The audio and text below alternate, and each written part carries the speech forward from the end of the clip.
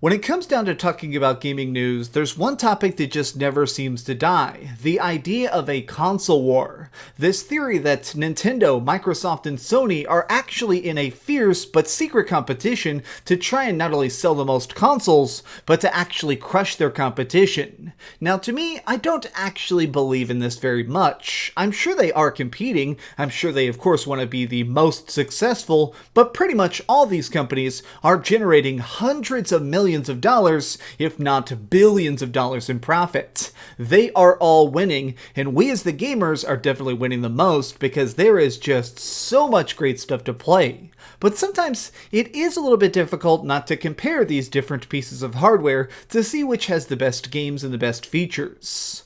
What's up, gamers? DreamcastGuy here, and today I really want to dig into some interesting news that's coming out about the Nintendo Switch. Now, as many of you know, right now, the Nintendo Switch is probably one of my very favorite consoles of now. I mean, it has a lot of great features, it's very easy to use, and it's a freaking handheld. But there's something that's very weird about it, which is that certain aspects of it are just archaic. Certain things that are in the design of this are so bad, it baffles me that they haven't been fixed by now. So to get into this topic, what we're going to begin with is by talking about some Nintendo Switch investor calls. So in case you don't understand financial law, one of the things that goes on is basically when you're making games, outside people are able to fund them. Like if you're making some weird exclusive like Mario plus Rabbids Kingdom Battle, this was not just directly funded by Nintendo or Ubisoft. A lot of this was actually funded by outside investors.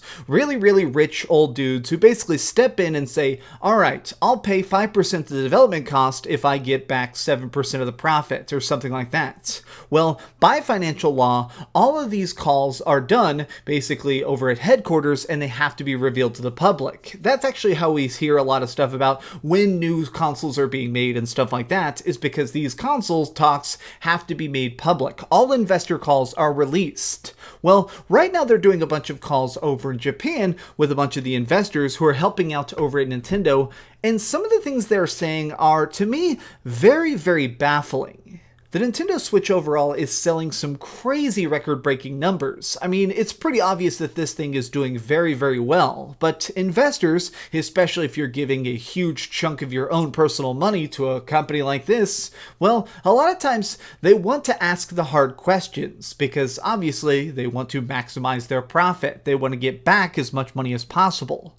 Well, during these meetings this week, they were actually asking a bunch of people over at Nintendo why the Nintendo Switch Online sucks. They actually use the words, "Why are you so behind?" And I find this fascinating because Nintendo had to answer the question. They had to actually reply, why is Nintendo Switch so bad? Why, when it comes to online services, they're way behind the competition, which is weird because in general they actually have some of the very best hardware. So after they were asked why they were a little behind, they had to give an answer, and this is what they said. So the entire quote I'm about to read you is actually from Shigeru Miyamoto himself, the creator of Donkey Kong and great stuff like Mario, of course. Shigeru Miyamoto is basically the godfather of modern games. So when he talks about this, I feel like we need to listen.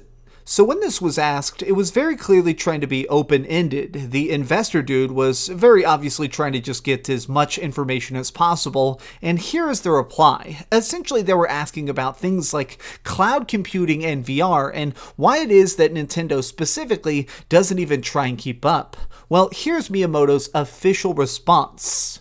We have not fallen behind with either VR or network services. We worked on them from the very beginning, and we have been experimenting with them in a variety of ways. In that time, we have objectively evaluated whether they would actually allow our customers to have an enjoyable play experience, and whether we can operate them at appropriate costs. Because we don't publicize this until we release a product, it may look like we're falling behind. When it came to cloud gaming specifically, Miyamoto had this to say: I think that cloud gaming will become more widespread in the future, but I have no doubt that there will continue to be games that are fun because they're running locally and not on the cloud. Now, I'm feeling a little bit mixed on this reply because it sort of shows the best and worst parts of Nintendo. Something right now that the Big N does that I think is incredibly smart is they don't talk about stuff until it's ready. They don't show you the experiments. They don't show you the little tests. They don't show you stuff until it's just so close to release that you can practically taste it. Now, this is great because clearly it makes it where if you are a Nintendo fan, you are used to seeing finished products. They don't talk about a Pokemon game until it's pretty much about to hit store shelves, which is, in my opinion, a very unique philosophy that has worked with them. But I just despise the fact that Nintendo won't even really acknowledge the fact that they are drastically behind when it comes to just general features of the Nintendo Switch Online. I mean, okay, let me just basically kiss a bunch of Sony butt and Microsoft butt. Let's talk about the Xbox first. The Xbox Online is incredibly smooth. Xbox, when you're trying to play online, you can just type a couple letters of somebody's name in a search bar. They can be pulled into your group instantly. There's a really cool party system that's super easy to use on Xbox. There's a looking for group system where you can actually find other players playing your game right now and just literally track them down and make sure they speak your language, they have the same objectives. You can find super hardcore gamers.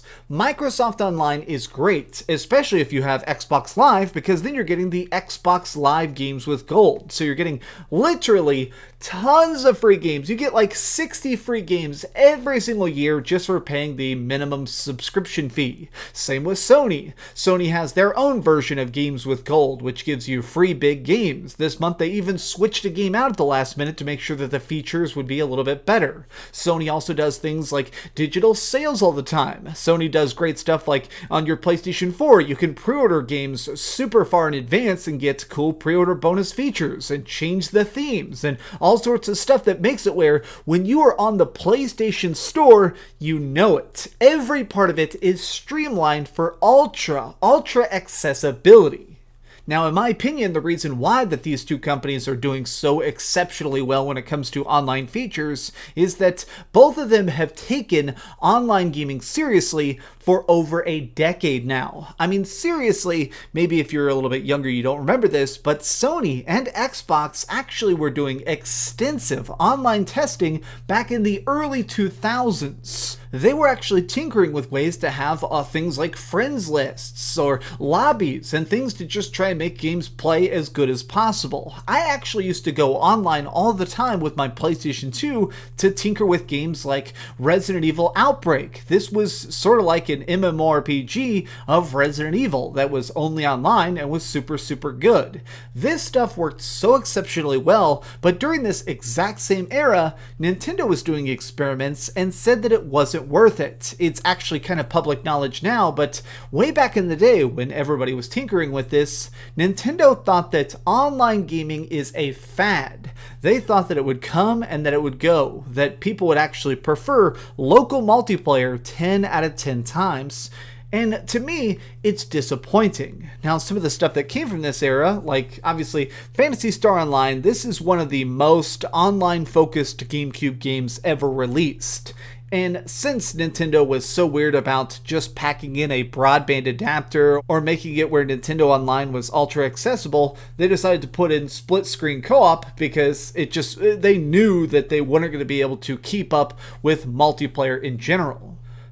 The reason I'm so frustrated by this is because currently the Nintendo Switch is my primary place to game. It is my favorite thing to tinker with. If it comes to indie games or weird RPGs or just whatever, I like being able to play it handheld anywhere. I like just being able to snatch my console right out of the dock and continue the fun anywhere. I go places a lot. I end up at weird hotel parties and stuff, and it's nice that while I'm helping people like maybe film a music video or something, I like that I'm actually able to do things like just sit in the corner and play my Switch between shots. So the fact that they're just so far behind in one of the most important aspects of modern gaming, to me, still baffles me. The Nintendo Switch Online does not give you very good games. The most they'll give you is really crappy NES games. They don't give you anything modern. They don't have an ability to just search for your friends by name. You have to have a stupid long friend code. You're not able to do something something easy like just have voice chat. You're not able to just form a lobby with your own friends. Private games don't work. Actually, having cloud saves is still not ubiquitous.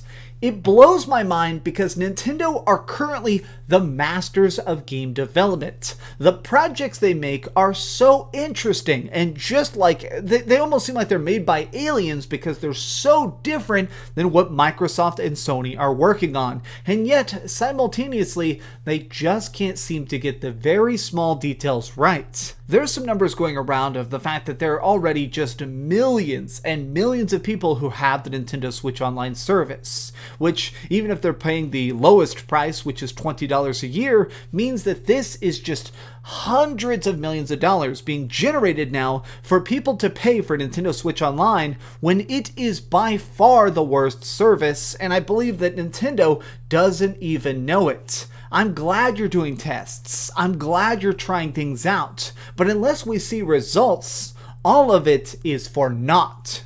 But what do you think? Are you actually somebody who's very, very happy with the Nintendo Switch Online? Or do you think that this is all just a bunch of R&D talk? Are you actually satisfied? Or do you wish, like me, that we had more? That if I'm paying for a service, I want to just be flooded with features. Let me know your thoughts in the comments down below. If you enjoyed this video, please give it a like, share with your friends, and subscribe if you haven't already. But do me the biggest favor of all and keep dreaming.